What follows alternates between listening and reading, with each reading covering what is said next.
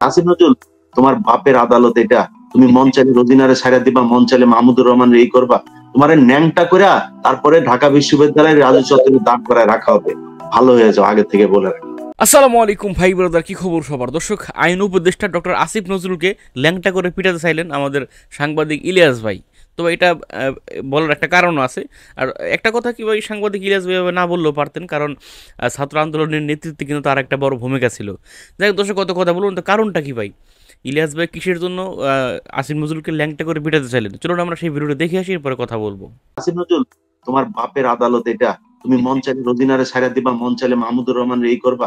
তোমার ন্যাংটা করে তারপরে ঢাকা বিশ্ববিদ্যালয়ের রাজু চত্বরে দাঁড় করায় রাখা হবে। ভালো হয়ে যাও, আগে থেকে বলে রাখো। আসিফ নজরুলের বাসভবন বা সরকারি যে বাসভবনে সে এখন আছে সেটা ঘেরাওয়ের কর্মসূচি দিতে হবে, এবং সেটা করার মতো মানুষ বাংলাদেশে আছে। আসিফ নজরুলের মনে করার কোনো কারণ নাই যে তার ব্যাপারে সে 1.5 দিনের মন্ত্রী, এত ফাল পায়রা লাভ নাই। তো আপনি আসিফ নজরুল মনে করেন না আপনি এই মইনুল আহমেদ আর ফখরুদ্দিন আহমেদের চাইতেও বেশি শক্তিশালী সরকারের একজন পার্ট হয়ে গেছেন? যিনি এখন সরকারের সর্বোচ্চ জায়গায় আছেন, ডক্টর মোহাম্মদ ইউনূস, আমি মনে করি না যে তিনি এই আসিফ নজরুল যা যা করছেন, আলী ইমাম মজুমদার যা যা করছেন। আপনি দেখেন শিক্ষা, এই যে পাঠ্যপুস্তক সংস্কারের যে একটা কমিটি তৈরি করা হয়েছে, সেখানে একজন আলেমকে রাখা হয় নাই, সেখানে একজন জামাত ইসলামের লোক নাই, একজন হেফাজতের লোক নাই, কেউ নাই। তারা সেটা দিয়ে করছে, এবং সেখান থেকে টিআইবি এখন সেটা আমি আপনার সাথে যোগ করি। পাঠ্যপুস্তকের ওই কমিটিটা বাতিল করার পর আজকে টিআইবির ইফতেখারুজ্জামান এটা নিয়ে একটা প্রতিবাদ দিয়েছে। আরে টিআইবির ইফতেখার কে? ইফতেখার চোর। ইফতেখারকে নিয়ে আমি আজকালকের ভিতরে আমার একটা প্রোগ্রাম করবি। টিআইবির এখানে একজন গবেষক আছেন, ডক্টর রেজাউল করিম, সেখানে আছেন, তাকে আমি বলে রেখেছি কাল অথবা পরশু তাকে নিয়ে বসবো। ইফতেখার নিজের চোর, সেই চোর এখন আবার ফের সুশীল হওয়ার চেষ্টা করছে। আর ইসলামের কথা শুনলে ওনার ছেদ করে ওঠে। ওনাকে মাথায় রাখতে হবে যে এখন হাসিনার সরকার না, যা মনে চায় তা বলা যাবে না। পাঠ্যপুস্তক এই দেশের আলেমরা যেইভাবে চায়, এই দেশের 95% মুসলমান যেইভাবে চায় সেইভাবেই হইতে হবে। আর আসিফ নজরুল, আমি মনে করি এগুলোর সব গুটিবাজির পেছনেও আসিফ নজরুলের হাত আছে। আসিফ নজরুলকে সেটা মাথায় রাখতে হবে। আসিফ নজরুলের মা ছিল হচ্ছে আপনার জাহানারা ইমাম, তাকেই তো সে মা বলতো। এই মা উপাধি দেওয়া, জাহানারা ইমামের মতো নাস্তিক এই বেয়াদবকে আপনার মা উপাধি দেওয়ার পেছনে আসিফ নজরুলের ছিল। সেটার একদম প্রতিষ্ঠাতা থেকে শুরু করে এটার অর্গানাইজ করা সবকিছুর পেছনে আসিফ নজরুলের হাত ছিল। তারপরে আসলো হচ্ছে তার বস হচ্ছে গিয়ে শাহরিয়ার কবির। তার বস শাহরিয়ার কবির তাকে বিচিত্রায় যেভাবে লিখতে বলতো, কয়েকদিন আগে তিনি ফেসবুকে বলেছেন যে তিনি দেলোয়ার হোসেন সাইদিকে বলেছেন এক ধর্ম ব্যবসায়ের উত্থান, এই শিরোনামে তিনি 1986-এ তিনি কলাম লিখেছিলেন। সেই কলাম তিনি কেন লিখেছিলেন তিনি কয়েকদিন আগে তার ফেসবুকে ব্যাখ্যা দিয়েছেন। তাকে নাকি শাহরিয়ার কবির ভুল বুঝিয়ে এটা লিখিয়েছিলেন। আসিফ নজরুল, আপনি সাংবাদিকতা করেন, আমরা সাংবাদিকতা করছি। এই সাংবাদিকতায় কেমনে অ্যাসাইনমেন্ট দেয়, কেমনে একজন রিপোর্টার নিউজ করে, এগুলো আমরা সব জানি। এসব ভুলভাল বুঝায় লাভ নেই। এখন আবার উনি ওনার আরেক আম্মা জনাব শাওন, এই হুমায়ুন আহমেদের স্ত্রী শাওন, তিনার পরামর্শে আপনার শিল্পকলা একাডেমির এই ডিজি করেন, বিভিন্ন জায়গায় নিয়োগ দিচ্ছেন তার পছন্দের লোকজন।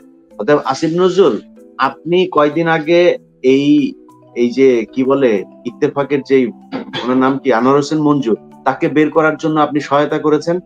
আমার কাছে যতটুকু তথ্য, আপনার বাসায় এখন পর্যন্ত এই সামন্তলাল সেন, যিনি স্বাস্থ্যমন্ত্রী ছিল, সে এখনো আপনার বাসায় পলায় আছে। এগুলোর এই যে প্রশ্ন আপনার বিরুদ্ধে, আপনি মনে করেন না এইসব প্রশ্ন আমরা ভুলে যাব?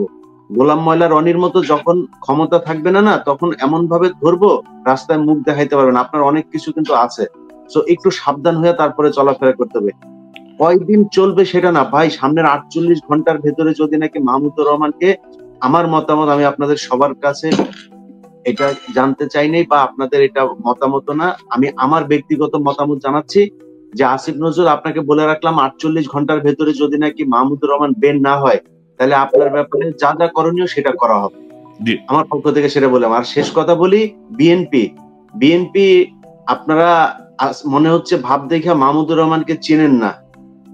এই আজকে সাকা চৌধুরীকে আপনারা চেনেন নাই, জামায়াতের নেতাদেরকে আপনারা চেনেন নাই, সেই কারণে শেখ হাসিনা এই 15 বছর আপনাদেরকে এইভাবে টর্চার করতে পেরেছে। আজকে মাহমুদুর রহমানকে চেনেন না, তো এই মাহমুদুর রহমানের সাথে যে আচরণ হয়েছে কালকে আপনার সাথে হবে, এটা আপনাকে মাথায় রাখতে হবে। সো একটু কেয়ারফুলি। আর ভাই আরেকটা জিনিস বলে রাখি, রোজিনার কথা এখানে আসছে, রোজিনাকে কেন ছাড়া হয়েছে? আমরা বলছি যে এটা হচ্ছে ভারত বিরোধী বিপ্লবী সরকার টরকার বলছি। রোজিনা কে ভাই? রোজিনাকে যেদিন ধরা হয়েছিল, সেদিন কেন ধরা হয়েছিল সেই ঘটনাটার একদম মূল বিষয়টা আমি জানি। চায়না থেকে ভ্যাকসিন আনা হয়েছিল, সেই কত টাকার রেটে ভ্যাকসিন আনা হয়েছিল সেই কাগজগুলো স্বাস্থ্য মন্ত্রণালয় দেখাচ্ছিল না, কিন্তু ভারত চাচ্ছিল সেটা প্রকাশ করতে, যে শেখ হাসিনা চায়না থেকে কত টাকার ইয়েতে এনেছে এবং একটা চুক্তি যে হচ্ছে এই ইয়েটা প্রকাশ করতে। তখন রোজিনাকে দিয়ে স্বাস্থ্য মন্ত্রণালয় থেকে সেটা চুরি করানো হয়েছে। সেই চুরি করানো এখানে ধরা খাওয়ার পরে তারপরে এটা নিয়ে হয়। সো রোজিনারা, প্রথম আলো, এগুলো হচ্ছে ভারতের রয়ের এজেন্ট। বাংলাদেশে রয়ের একদম সরাসরি যদি হেড অফিস বলেন সেটা হচ্ছে প্রথম আলো। সেই কারণে তাদেরকে এত দ্রুত ছাড়া হয়েছে। আসিফ নজরুলের সামনে বলা হয়েছে, আমি সেই সংবাদ সম্মেলনটা দেখছিলাম, আসিফ নজরুলকে বলা হচ্ছে আপনি কি জানেন রোজিনার নামে এই মামলা? হ্যাঁ কোথায় বলেন তো, এদিকে আসেন। সাথে সাথে তিনি লিখে দিয়েছে, আসিফ নজরুল তোমার বাপের আদালত এটা, তুমি মন চাইলে রোজিনারে ছাড়া দিবা, মন চাইলে মাহমুদুর রহমান এই করবা, তোমার ন্যাংটা করে তারপরে ঢাকা বিশ্ববিদ্যালয়ের রাজু চত্বরে দাঁড় করায় রাখা হবে, ভালো হয়ে যাও, আগে থেকে বলে রাখা। বিপ্লবের চেতনাকে ধারণ যারা করে না, এই জাতীয় ব্যক্তিদেরকে দিয়ে যারা সরকারে বসে আছে তাদেরকে সরান, বিপ্লবের চেতনার লোকদেরকে সেখানে বসান, না হলে কিন্তু সব ব্যর্থ হয়ে যাবে। এবং এই সরকার কিন্তু মানে অনির্দিষ্ট সময়ের জন্য আসে নাই, তাদেরকে খুব দ্রুত একটা সংস্কারের মাধ্যমে গণতন্ত্রের পথে যেতেই হবে। তো সেই যাওয়ার ক্ষেত্রে আমার মনে হচ্ছে যে কোনো কোনো উপদেষ্টা খুব ধীমে তালে যাচ্ছেন, মানে রোমান্টিসিজমের মধ্যে এখনো আছেন। এদেরকে বের হয়ে আসতে হবে এটা থেকে। পুরো আলোচনাটা আপনি শুনলেন, আপনি যদি একটু আপনার মতো করে যদি একটু র্যাপ আপ করেন, বিশ্লেষণটা করেন।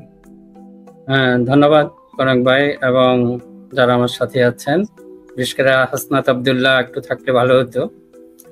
আমি আশা করব যে সমন্বয়ক যারা আছেন তারা এই কথাগুলি শুনবেন।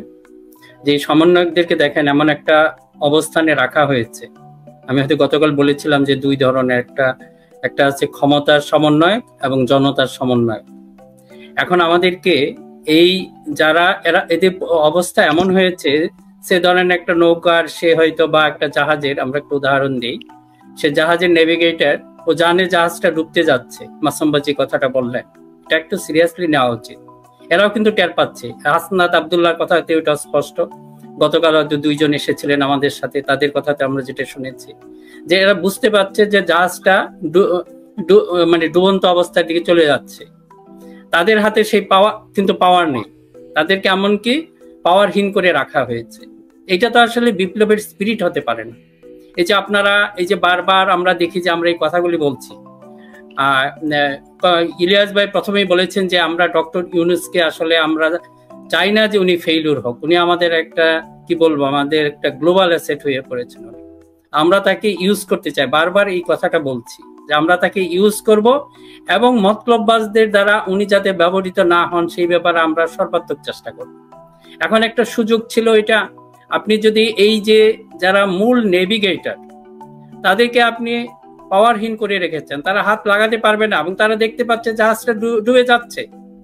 এখনো যদি সেটা আপনার, এই জন্য ডক্টর ইউনূসের কাছে আমার বিশেষ আবেদন থাকবে যে আপনি আমাদের এই কথাগুলি শুনেন। আমরা তো চাচ্ছি না যে আপনি ফেইলুর হন, কোনো জায়গায় আপনাকে সংশোধন করে হাতে ধরে আমরা দেখিয়ে দিচ্ছি যে আপনার এই কাজটু করা দরকার, সেই কাজটা না করা দরকার। তারপরে যদি এই কথাগুলি না শুনেন তাহলে এই ডুবন্ত জাহাজকে আপনি রক্ষা করতে পারবেন না। এই যে আমরা বারবার প্রথমে কিন্তু আমি বলেছিলাম, জানি না যেই যে আমাদের সমন্বয়কগুলি ছিল, আপনারা করলেন কি, দুইজন সমন্বয়ককে চকলেট হাতে ধরিয়ে দিলেন, মানে তাদের হাতে ধরিয়ে দিয়ে এটা করেছে, কে ব্যবস্থা করেছে সবাই জানে, মাসুম ভাই যার নামটা বললেন, এখন এটা একটা গোপন না, এই সমস্ত কিছু নিয়ে ম্যানিপুলেট করেছে। এখন এইভাবে না করে দেখেন এখানে কিন্তু বিরাট একটা বৈষম্য সৃষ্টি করেছে। তারা শুরু করেছে বৈষম্যহীন সমাজ ব্যবস্থা প্রতিষ্ঠার জন্য। এই সমন্বয়কদের মধ্যে আপনি কি করলেন, তারা কাউকে সভাপতি, দ্যাটস ভেরি গুড সাইড, কাউকে সভাপতি সেক্রেটারি এটা রাখে না। এটা আমাদের এক ধরনের দুর্বলতা সৃষ্টি হয়ে গেছে আমাদের সিস্টেমের মধ্যে, সবার নাম সমন্বয়ক। তা আপনারা কিসের জন্য একবারও চিন্তা করেন না সমস্ত সমন্বয়ককে এমন কোন একটা কাজে লাগানো যেত, সে প্রত্যেকটা উপদেষ্টা আপনারা রাখতে অভিজ্ঞ মানুষ, এরকম চকলেট না দিয়া প্রত্যেকটা উপদেষ্টার পেছনে 5 জন করে আপনারই থাকতে পারতো, পলিটিক্যাল সেক্রেটারি ধরেন বা যে কোনো একটা এদের পদ দিয়া তাদেরকে আপনি এই সিস্টেমের ভিতরে নিয়ে যেতেন, তারা মনিটর করতে পারতো, তারা যে এই বিপ্লবকে তারা ধারণ করত। তাহলে আপনি সেই কাজটুকু করেন নাই।